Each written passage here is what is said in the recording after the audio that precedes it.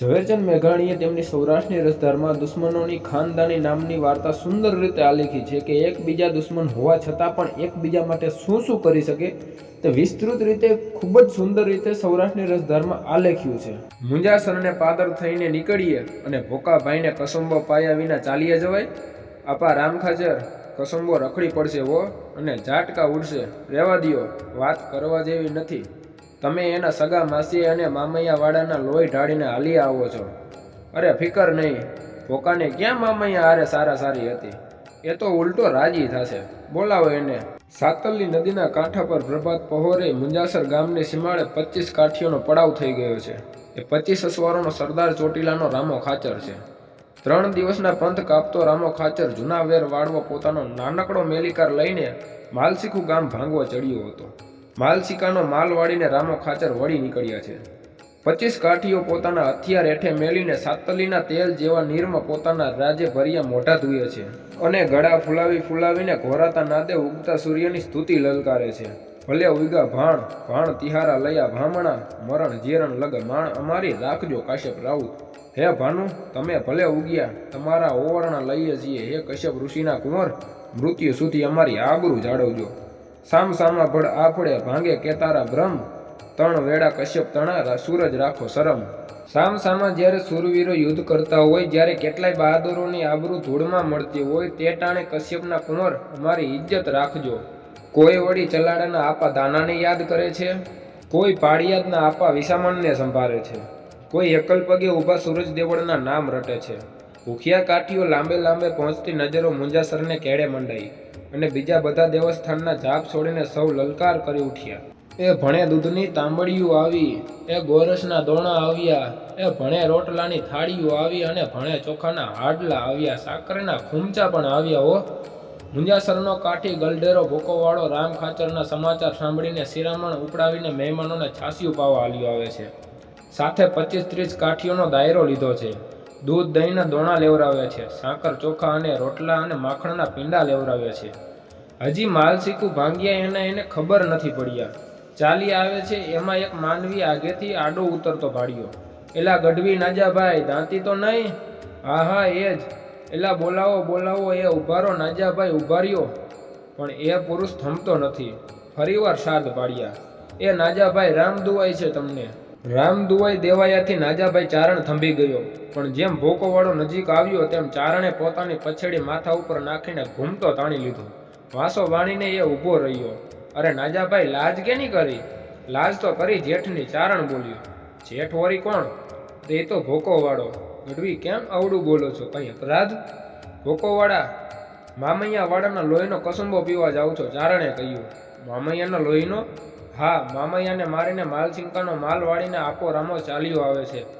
નાજાભાઈ, ભોકાવાળાએ ઘોડો વાળ્યો, મને ખબર નહોતી, હવે તો રોટલા પાછા લઈ જાઓ, કૂતરા કાગડાને ખવડાવી દ્યો, એમ કહીને ભોકાવાળાએ ઘોડો પાછો લઈ લીધો। સાતલીના કાંઠેથી બગલા જેવી લાંબી ડોક ઊંચી કરીને દૂધ, રોટલા અને સાકર ચોખાની વાટ જોતા પાંચિયાળના કાઠીઓની ગરદન દુખવા આવી। ત્યાં તો રોટલાને સાટે અસવાર આવીને ઊભો રહ્યો અને રામા ખાચરને સંદેશો આપ્યો। ભોકાવાળાએ કહેવરાવ્યું છે કે તમારી તૈયારીમાં રહેજો, અમે ચોટીલા માથે ચડીને આવીએ છીએ। ભણે આપા રામા, બીજા કાઠીઓ બોલી ઉઠ્યા। અમે નહોતા ભણતા કે કસંબો ઝેર થઈ જશે। રામો ખાચર કાસદ તરફ ફર્યા। ભાઈ અસવાર, ભોકાભાઈને કહીજે કે કાંઈ ફિકર નહીં, આવજે, ખુશીથી આવજે। ચોટીલા ન આવે તો એને દેવળવાળાની દુહાઈ છે। ચોટીલાની ડેલીએ રકઝક થઈ રહી છે। રામા ખાચરને પેટ દીકરાનો વસ્તાર નથી। 2 ભાઈઓ વચ્ચે એકનો એક દીકરો છે। ભત્રીજે આજ માથા ઝીકવા માંડ્યા છે। ના મોટા બાપુ, આજ હું એકલો જ વાર લઈને ચડીશ। આજ તમેય નહીં ને બાપુએ નહીં, હું એકલો। મારે ભોકા કાકાને જોવા છે।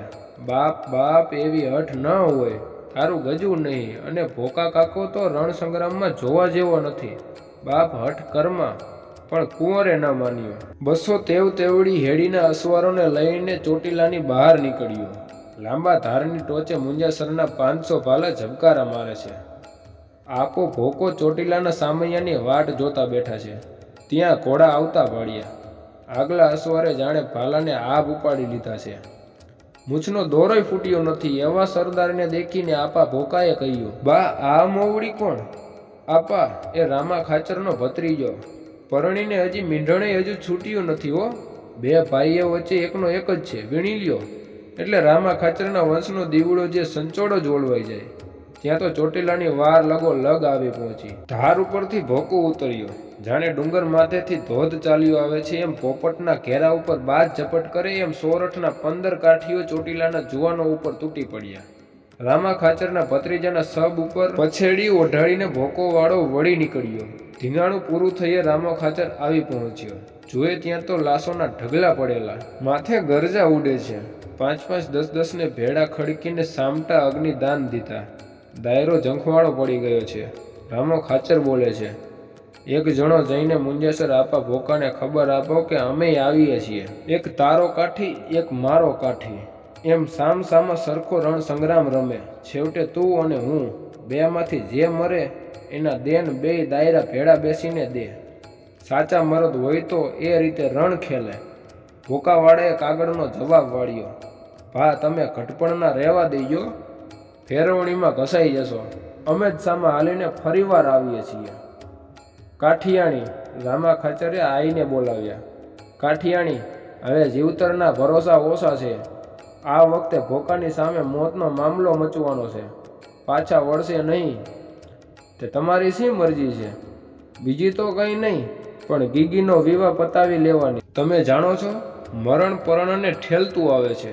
બહુ સારું, કાઠી જેવી તમારી મરજી, કહીને કાઠિયાણીએ લગ્નની તૈયારી કરવા માંડી. ગારગોર મટી અને ભરત ગૂંથણના આદર કરી દીધા. ગીગીના બલોયા ઉતરાવવા છે. તે દિવસમાં હળવદ શહેરની દોમ સાહેબી. હળવદના મણિયારા જેવો ચૂડલો પંચાણનો બીજો કોઈ કારીગર ઉતારી જાણે નહીં. હળવદમાં આપણા જ ગામનો શેઠ છે, ત્યાં પરમાણુ મોકલી આપો, અસલ હાથી દાંતના બલોયા ઉતરાવીને મોકલી દેશે. મોતીચંદ મૂળ તો ચોટીલાનો વાણિયો હતો, પણ હળવદમાં એનો વેપાર ચાલે છે. 2 પૈસાનો જીવ થઈ ગયેલો આ રામા ખાચરના ખોરડા સાથે અસલથી નાતો જાળવતો આવે છે. પરમાણુ પ્રમાણે બલોયાની જોડ ઉતરાવી એણે મોકલાવી. બહેન પહેરવા માંડ્યા, પણ બલોયા હાથે ચડ્યા નહીં. દોરવા સાંકડા પડ્યા. બીજે દિવસે માણસો જઈને 2 બીજા બલોયા ઉતરાવી લાવ્યા, પણ ત્યાં તો વળી દોરવા મોટા થયા. હળવદથી શેઠે કહેરાવ્યું કે બેનને અહીં તેડી લાવો. ટાઢા ઘરમાં ઊભા હશે તો ત્યાં જ સરખા માપના બલોયા ચડાવી લેવાશે. સાંજ ટાણે પાછા ચોટીલા ભેડા થઈ જશે. વેલડું જોડીને કન્યા હળવદ ચાલી. સાથે 5 હથિયારબંધ કાઠીઓ લીધા છે. મોતીચંદ શેઠને ફળીએ વેલડું છોડીને બાઈ સમીજ બજારે મણિયારાનું હટડું હતું, ત્યાં બેસીને બલોયા ઉતરાવવા માંડ્યા. હાટડાનીની દિવાલે હાથી દાંતના ચૂડલા લટકે છે. કસુંબલ રંગની જાય આખા ઓરડામાં છવાય છે, અને વચ્ચે બેઠી જુવાન કાઠી કન્યા એના દેહની ચંપક વર્ણી કાંતિ જાણે રંગની છાળોમાં નાહી રહી છે. તૈયાર થયેલા બયોલા પહેરીને કાઠી કન્યા ઉઠવા જાય છે, ત્યાં તો ઓચિંતી કન્યા ઝબકી. એના ઉપર જાણે કોઈનો ઓછાયો પડ્યો. મુખ રાતું ચોળ થઈ ગયું. ઉઠો ઉઠો એનાથી બોલાઈ ગયું. શું થયું બાને, શું થયું, કેમ ગભરાઈ ગયા? માણસો પૂછપરછ કરવા માંડ્યા. બાઈ બોલી, ઝટ ઉઠો, વેલડું જોડાવો. લોકોએ હાથમાંથી બહાર નીકળીને જોયું તો સમજ પડી ગઈ. હળવદનો ઝાલો દરબાર ઘોડે ચડીને હાલ્યો જાય છે. ડોક ફેરવીને પાછું વળીને જોતો જાય છે. શેઠ હોરા આવજો. દરબારે મોતીચંદને આટડે ઘોડા થંભાવીને હસ્તે મુખે શેઠને એકાંતે બોલાવ્યા. હાથ જોડીને મોતીચંદ શેઠે હળી કાઢી. જઈને કહ્યું, ફરમાવો અન્નદાતા. મોતીચંદ શેઠ, દરબારે કરડી આંખ કરીને ઠંડો દમ લીધો. મહેમાન અમારા છે, ગઢમાં માંડિયું કરાવી છે, માટે રોકવા છે. જશે તો તમારી પાસેથી લેશું, રેઢા મેલસોમાં. એટલું બોલીને દરબારે ઘોડો હાંક્યો. મોતીચંદ શેઠ બોઘાલા જેવા ઘેર ગયા. મોતીચંદ મામા, કાઠીની દીકરી બોલી, હવે અમને જટ ઘર ભેડા થવા દો, મને અહીં અસુખ થાય છે. બોનબા, ભાણીબા, બેટા, હવે કાઠિયાણી બની જાઓ. હવે વેલડું બહાર નીકળે નહીં. કાળ ઊભો થયો છે, અને એમ થાય તેથી મારે સોમવલીના વાટકી જેવડો આ સંસારમાં સ્વાદ રહે.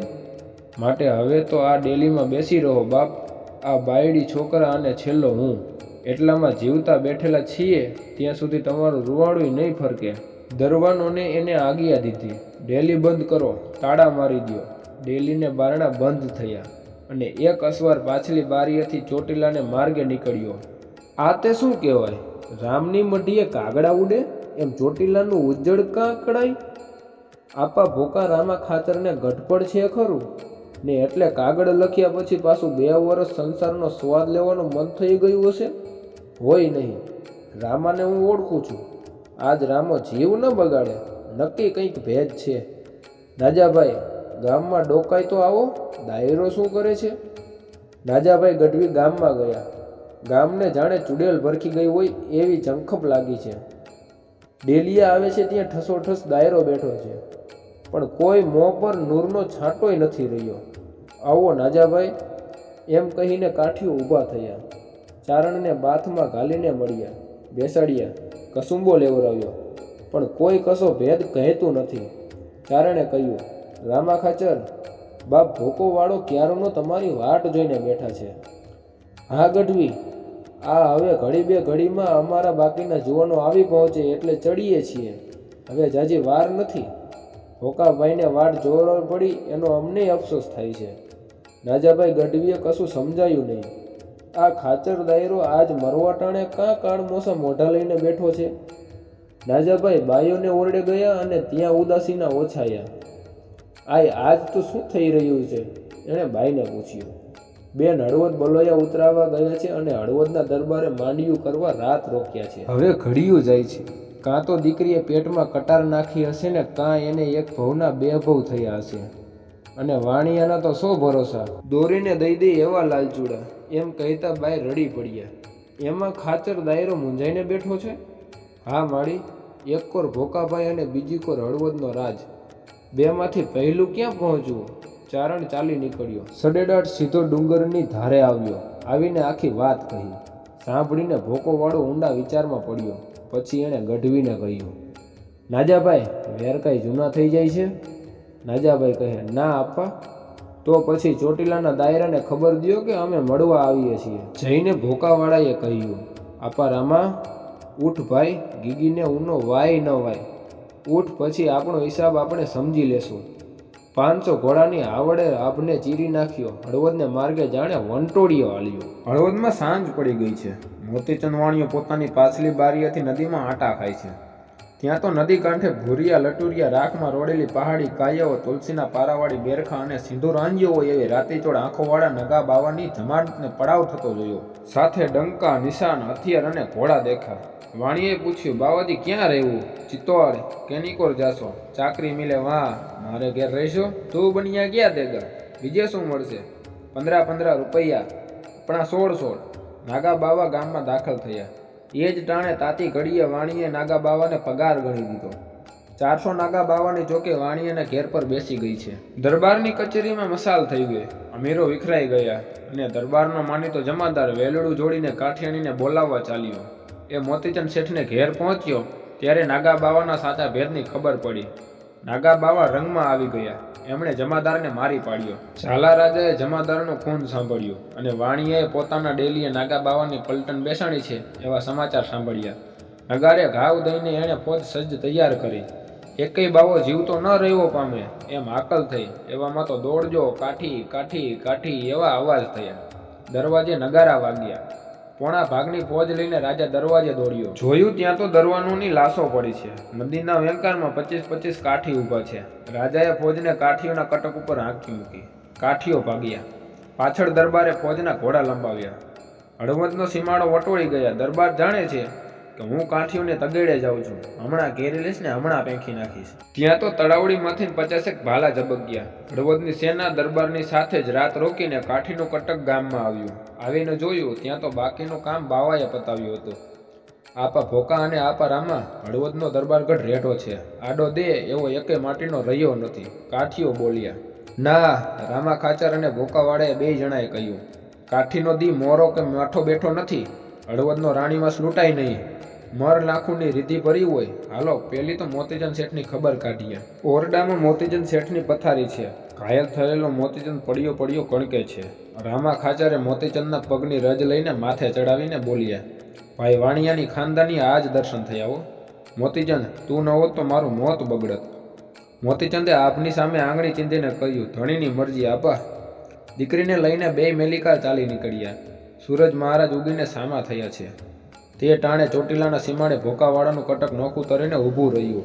રામા ખાચર, હવે બેનને ફેરા ફેરવીને વેલા પધારજો, અમે વાટ જોઈને બેઠા છીએ. વેલડું થંભાવો, બાઈએ અંદર બેઠા બેઠા અવાજ દીધો. કાં બાપ, કેમ ઊભું રાખ્યું? બાપુએ પૂછ્યું. બાપુ, હું ડાકણ છું. કેમ દીકરી? તમને સૌને કપાવી નાખીને મારે શો સવાદ લેવાનો છે? શું કરીએ દીકરી, બોલ્યા બંધાણા છીએ. પડદો ઊંચો કરીને બાઈએ સાથ દીધો. ભોકા કાકા. કાં બાપ? ભોકોવાળો પાસે આવ્યો. તો પછી મને સીધ ઉગારી. રામા ખાચર, ભોકોવાળો બોલ્યો. આલે તલવાર, તારા ભત્રીજાના માથા સાટે ઉતારી લે મારું માથું. આપા ભોકા, એવા સાત ભત્રીજાના માથા તે વાઢ્યા હોત ને તોય આજ તે એનો હિસાબ ચૂકવી દીધો છે ભાઈ. બેય શત્રુઓ ભેટ્યા, સાથે કસુંબા પીધા. રામા ખાચરની દીકરીને પરણાવી અને ભોકોવાળો મુંજાસર ગયો. વિચાર તો કરો સાહેબ કે શું એ દુશ્મનોની ખાનદાની હશે કે એકબીજાના લોહી લીધા હોવા છતાં પણ એકબીજા સાથે બેહીને કસુંબા પીવે છે ને એકબીજાની દીકરીને આબરૂને બચાવવા માટે જાય છે. જો તમને આ વાર્તા સારી લાગી હોય તો લાઇક, શેર અને સબસ્ક્રાઈબ કરવાનું ભૂલતા નહીં અને બે લાઇક પણ સાથે સાથે દબાવી દેજો. જય શ્રી રામ.